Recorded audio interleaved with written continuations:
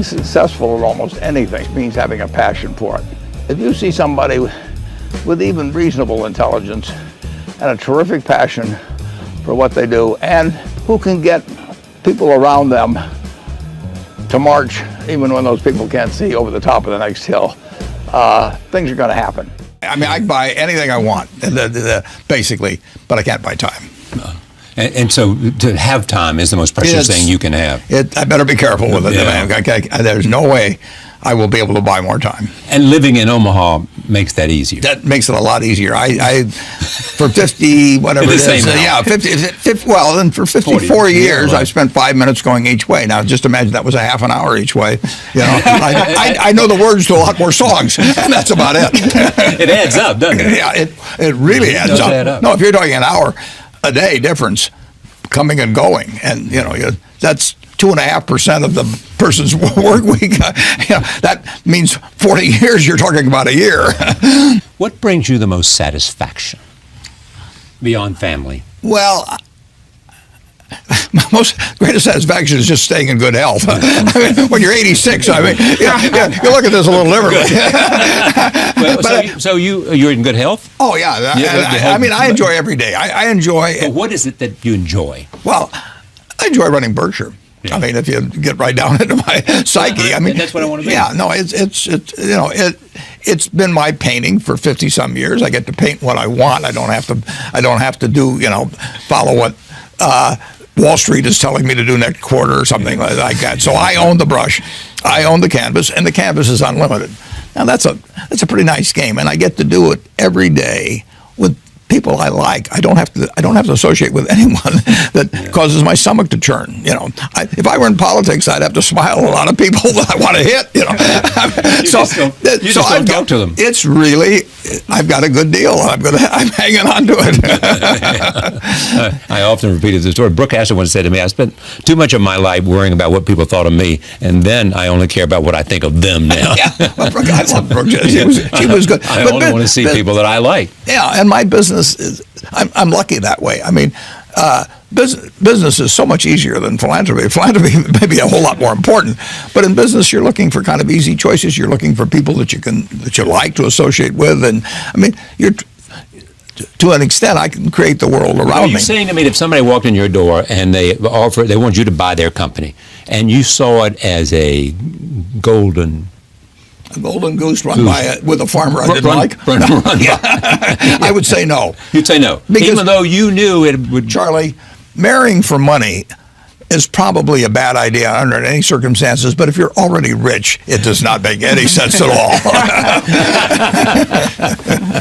You believe in America.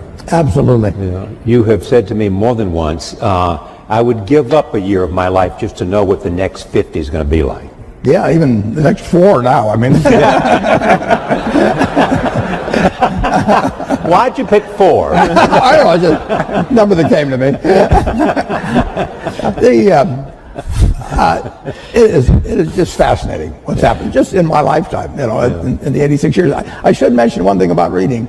It was at the library here at Columbia that I wish I spent probably more time than any other student.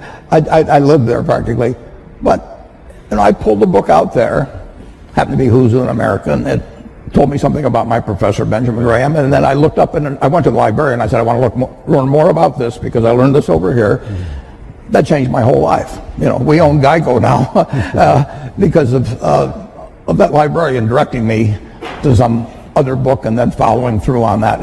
It's the chance. I read about 1/5 the pace that Bill does, but I still spend 5 or 6 hours a day reading. I mean, you can learn so much. I particularly love biography. Just to be able to live the lives of these people that have been so extraordinary, the lessons and the discouragements they face, just everything about it. So you can't get enough of reading it. And I read the book when I was 19 called The Intelligent Investor, and I'd been interested in investments since I was maybe 7 or 8, but I'd read every book in the Omaha Public Library by the time I was 11. So why do you think you were interested in investing when you were 7 or 8?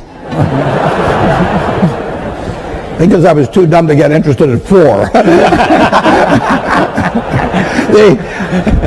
my dad had a very small investment firm, and I would just go down and I read all the books that he had there, waiting to go to lunch or whatever it might be, and then I went to the public library and read them all, and it just was a fascinating subject to me. But I didn't have any. I knew what everybody thought and all of that at an early age, but what Graham wrote made sense. To investing per se, is there something about your core competence that made investing the perfect place for you to be? Yeah, it certainly wasn't to be a pro football player. I looked. It was a question of zeroing out all the other incompetencies, and I was left with one thing, Just the allocation of capital. I was actually wired in a way that was. This would be something I would be good at. So wired in what way? I can't tell you precisely, but I've got the right temperament for it, which is much more important than IQ. If you've got more than 120 points of IQ, sell the rest to somebody else. You don't need it in investments, but you do need the right temperament. You do. You do have to be able to think for yourself. And getting back to, the earlier question, the first question I ask myself when I look at a business is, is it important and easy what I can determine about this business? Yeah. And a lot of them don't make it. Now, Bill is looking for hard questions that plague society, and where intellect and money may make a difference. They may not for a while, but he's taking on the tough things. My job is to find easy things. I'm looking for 1 foot bars to step over, rather than 8 foot bars to jump over, But that's not irrational if you're looking at the investment universe. But reading is key. On the biography, on the book thing, you can learn so much. My partner Charlie Munger just loves Ben Franklin. You can learn from other people and their mistakes, and I find biography is my favorite. Warren, you have often said you still tap dance to work. Absolutely. Because you can paint with your own colors. Yeah, I'm as excited about tomorrow in terms of what's going to happen as I was when I started. I was having a lot of fun when I started, but I'm having just as much fun now. And when I was here at Columbia, I had this terrible fear. It was impossible for me to speak in public. I wasn't able to do it. I actually read an ad in the New York Times. I went down to Midtown, signed up for a course, gave the guy a check, and then stopped payment on the check. I just petrified. But finally, and actually, after you get through hearing me today, maybe you'll wish I'd stayed afraid of public speaking, but that's another question. When I got out to Omaha, I finally decided I just had to do it, so I gave a guy $100 in cash, and once I parted with $100 in cash, I'd jump off the Grand Canyon to get my money's worth. So, but it changed my life. But I would say this: don't fear failure. Almost everything that's turned out, I got turned down by Harvard. The best thing that ever happened, among other some good things that happened that didn't seem good at the time. Don't worry about. And don't let it eat at you or look back. Just keep going, because you're going to have some things and forget them. Go forward. All right, I want to go to the back of the room, right back there, wherever number 3 is. Hi, my name is Matthew Mann. I'm a first year at Columbia Business School. Both of you had a moment where you went out on your own. And I guess my question would be, if you were to do it all over again, you're in our shoes, what industry would that be in? Where would you start your own business today? I'd do the same thing. Yeah. The one thing, I'd be a failure at anything else probably. I'm not gonna, I had fun when I was in my 20s, my 30s. Now I'm 86 and I'm having fun. And so I advise students, as much as possible, look for the job that you would take if you didn't need a job. Don't sleepwalk through life, and don't say it's all going to be great. I'll do this and I'll do that, and I'm just marking time to get to be older. As I've told people, that's like saving up sex for your old age. It just is not it is not a good idea. Yeah.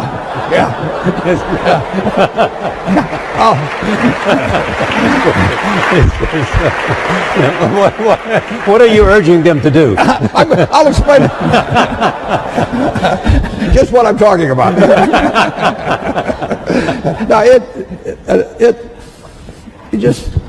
you really want to be doing what you love doing, and you can't necessarily find it on your first job. Right. But don't give up before you find it. The difference between now and 60 or 70 years ago in the ability of really bright people, really innovative, really energetic people to get finance to do things is just dramatically better than it was at that time. So now, if you've got good ideas, and there's good ideas right in this crowd, and you've got energy, it's far easier to get finance to move forward those ideas than you could 50 or 60 years ago. Is that because of the internet or crowdsourcing? Of what is it? It's just lots more capital Lots more around, capital. and people more optimistic about. People are very optimistic about business. But better ways to connect the two, Yeah, the absolutely. capital and those Absolutely, and the ideas. It's dramatic. Many industrial-based communities have been severely affected with higher levels of unemployment due to the increasing utilization of automation, which ends up displacing workers. What do you believe is a possible solution to unemployment arising from automation? How technology and the impact technology is having on jobs and the demand for new kinds of skills. Yeah, we were here in 1800 and conducting this, and somebody would point out that eventually tractors would come along and better fertilizer and everything, and that 80% of the people are now employed on the farm, and in a couple of hundred years it's going to be 2 or 3%. And what are we going to do with all these people? Well, the answer is we release them. Keynes wrote something about it in something called Essays on Persuasion. He wrote in 1930 about what a more prosperous society would become like. And he actually postulated that in 100 years, and we're now 87 years away from that there would be 4 to 8 times as much output per capita. And he's remarkable, but he didn't quite get out, might get distributed. But the idea of more output per capita, which is what the progress is made on productivity, that should be harmful to society is crazy. I mean, the distribution may be a problem, but if one person could push a button and turn out everything we turn out now, is that good for the world or bad for the world? You'd have to figure out how to distribute it, but you'd free up all kinds of possibilities for everything else. So everything should be devoted initially to getting greater productivity, but people who fall by the wayside through no fault of their own, as the goose lays more golden eggs, should still get a chance to participate in that prosperity, and that's where government comes in. Whether you're going to make an investment in a company or whether you're going to buy the company, what are the factors that you're looking for? What test? I'm looking for durable competitive advantage. I'm looking for something that has a moat around it for a considerable period of time. And I'm looking for an honest and able management to run it, because I don't know how to run it myself. And I'm looking for a purchase price that's not excessive. But it's better to pay a little too much for something that's a very good business than it is to buy some bargain, but really a company without much of a future. And I don't know, I don't have a ability to predict with a high probability of success the future of most companies. So I'm looking for the exception. But the nice thing is, if there's thousands of companies out there, I really only have to be right on a couple. I mean, it's exactly the opposite of baseball, where you have called strikes, and the pitcher's trying to throw it to you at the worst part of the strike zone for you. And if he succeeds in getting into that corner 3 times and you don't swing, you're out. And investing, it's a no called strike thing. So I can sit there all day and somebody can throw me one company after another, and finally I get one in my sweet spot. Both of you have chosen both wives and partners well. Charlie Munger added what to you? Oh, Charlie Munger changed my views. He refined them in a huge way in terms of looking for the quality companies and looking for the ability to make an investment that would work out well for 5 or 10 or 20 years, as opposed to something there might be one. I call it cigar butt investing, where there was one puff left in the cigar, but the cigar was free, so you picked up these disgusting looking things and got one puff out of it and one onto another one. And that worked okay, but it was small scale, and it really doesn't build something satisfying. So he kept forcing me in the direction of saying, is this really a business we want to own for forever? And do we want to get associated? It's like a marriage. I mean, do you want to get associated with this person forever? And it's a great way to look at things. It's more fun with a partner. I mean, Charlie and I have had more fun working together than either one of us would have had individually, and we have never had an argument after working together for 58 years. You talk every day? Not anymore, because we know what the other guy's going to say. We just grunt. Well, my own personal thought is that every life is of equal value, and in many ways,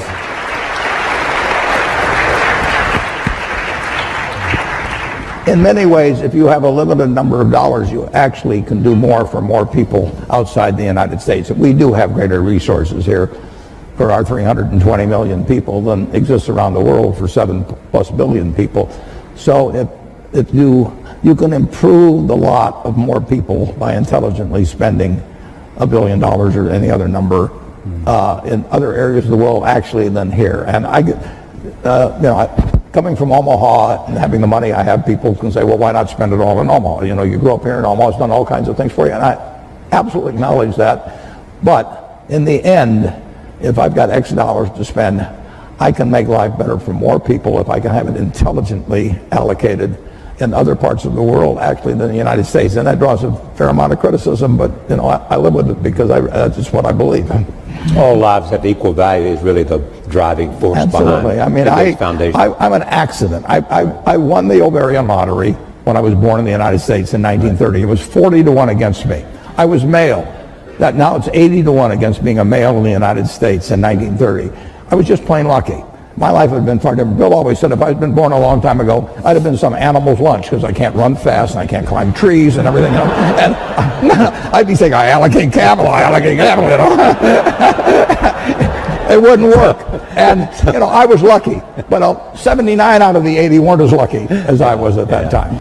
If you go back 100 or 150 years, people got wealthy by making some money from the first oil refinery or steel and mill and building another one, and Henry Ford would build a plant to build cars, and then it would be from retained earnings, which eventually turned into cash.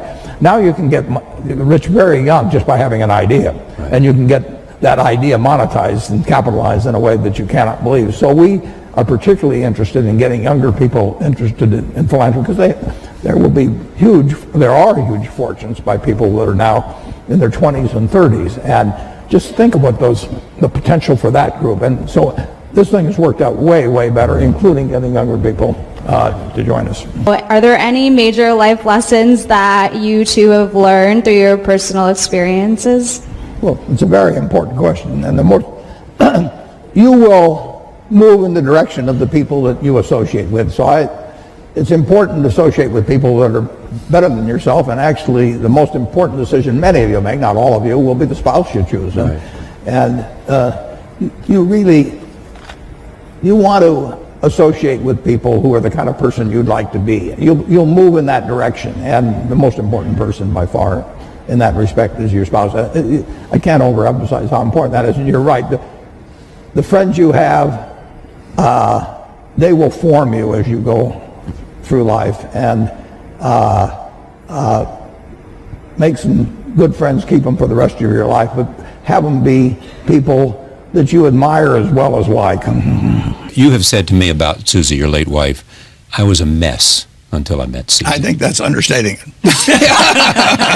Yeah, no, she changed my life. I mean, there's no question about that. How did she change your life? Well, I was a very lopsided, not well-adjusted person who happened to be very good at one thing, and she put me together. I mean, and it wasn't overnight either. I mean, but she just had that little sprinkling can, and finally she saw a few sprouts come up. Was it a coming together of opposites, or? No, I wouldn't say that. We had very similar values. We were in sync, big in a very big way, but she was way more mature than I was. She was 19 when we got married. I was 21, but I was about 12 emotionally, and she put me together. And like I say, it took time, but it changed my life. I mean, I would not have had anything like the life I have had. And what did Charlie Munger add? Well, Charlie Munger is my partner of 57 or 58 years, and he's extremely wise. He's a wonderful friend. We've been partners that time, and he's strong-minded. I'm strong-minded. We disagree. Sometimes we have never had an argument in that whole time, and we never will. And never had an argument? Never had an argument. I will. That's absolutely true. You must disagree on it. Absolutely, we disagree. But so if you disagree, how do you decide to? Well, what he says at the end is, when we disagree, he says, well, Warren, you'll end up agreeing with me because you're smart and I'm right. I mean, where do I attack that particular problem? But you'll figure out I'm right. Often he's right. I have to say that. No, listen, I respect his opinion enormously whenever he gives it to me. I respect Bill's opinion. I mean, but it's more fun doing things with partners. I mean, the most fun is obviously a marriage partner, and that's the most important relationship. But having a business partner, if I'd done everything I'd done, it wouldn't have worked out this way. But let's say I got double the results. It's been more fun doing it with Charlie. Are you interested in technology?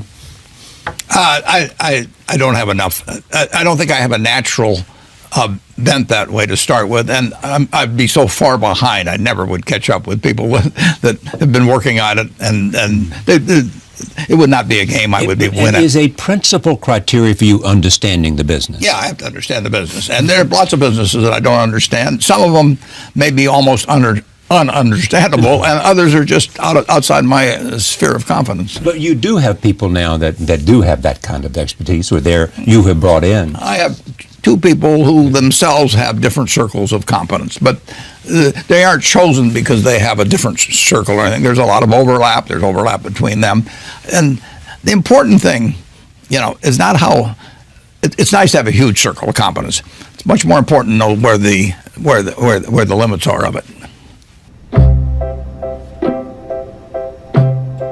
I was genetically blessed with a certain wiring that's very useful in a highly developed market system where there's lots of chips on the table, and I happen to be good at that game. Ted Williams wrote a book called The Science of Hitting, and in it he had a picture of himself at bat and the strike zone broken into, I think, 77 squares. And he said if he waited for the pitch that was really in his sweet spot, he would bat 400, and if he had to swing at something on the lower corner, he would probably bat 235. And in investing, I'm in a no-called strike business, which is the best business you can be in. I can look at 1,000 different companies, and I don't have to be right on every one of them, or even 50 of them. So I can pick the ball I want to hit. And the trick in investing is just to sit there and watch pitch after pitch go by and wait for the one right in your sweet spot. And if people are yelling, "Swing, you bum," ignore them. There's a temptation for people to act far too frequently in stocks simply because they're so liquid. Over the years, you develop a lot of filters. And I do know what I call my circle of competence. So I stay within that circle, and I don't worry about things that are outside that circle. Defining what your game is, where you're going to have an edge, is enormously important.